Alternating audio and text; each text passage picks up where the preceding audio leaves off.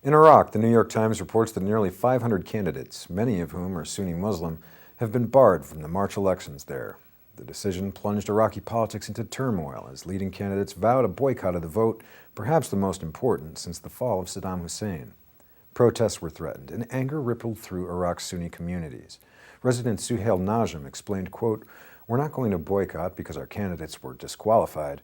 We'll boycott because the elections won't be legitimate."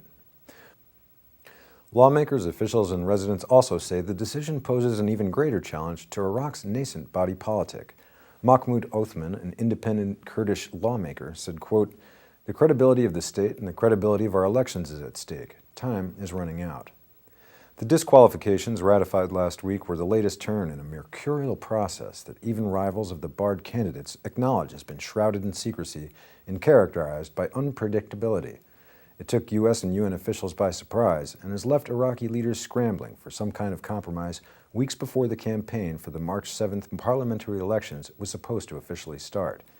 The dispute began last week when Iraq's Accountability and Justice Commission said it would disqualify more than a dozen candidates and political parties. The eventual list sent to electoral officials had about 500 names out of 6,500 candidates.